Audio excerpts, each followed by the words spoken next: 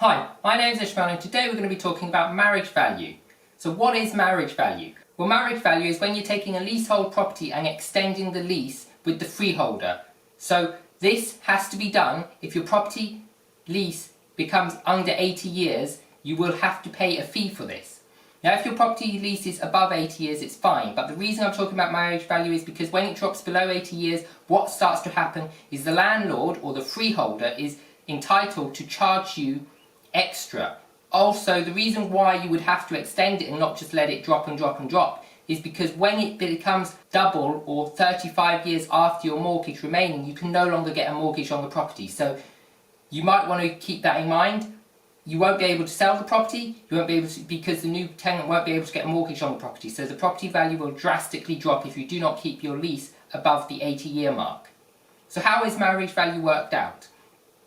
Well, it's approximately worked out based on the end value of the property minus a percentage. Now the percentage is actually 6% of the increase in value of the property.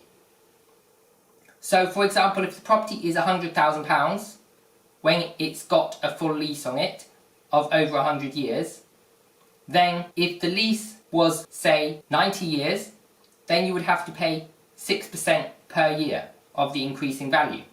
Now the increasing value is worked out very complicated, so it's best if you actually go online and go to a calculator. So this is just a general information video and it's not going to give you exact details because they not only have a 6% fee per year on the increasing value, but there's also a decreasing value of the property which is around about 5% a year. And that decrease in value starts to happen at the 80-year mark. So 80 years is the absolute minimum lease you want on a property. If you start to drop below 80 years, then you start to look at this marriage value coming in. Now, a great thing about actually having a short lease on a property, if you're purchasing a property, means that you can quite often get the property below market value. As long as you get a Section 42 lease extension order in place before you buy the property. Now the reason is, if you don't get a Section 42 extension before you buy the property, you could be left with the property for 2 years before you can extend the lease.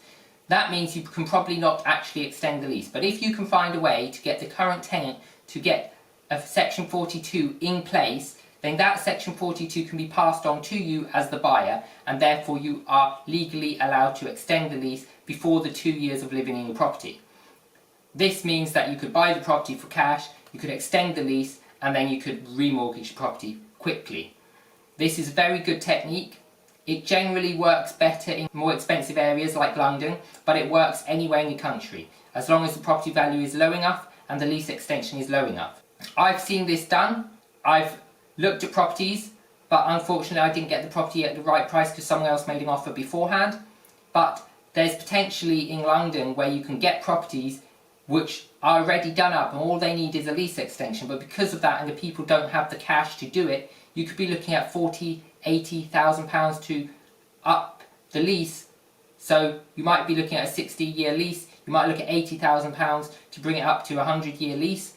That £80,000 sounds like a lot of money, you need it cash, so the current tenant can't do it. However, if you buy the property and you've got the money, you could be paying the £80,000 and the property value could have gone up from £300,000 to £550–600,000 in the case of the property I was looking at.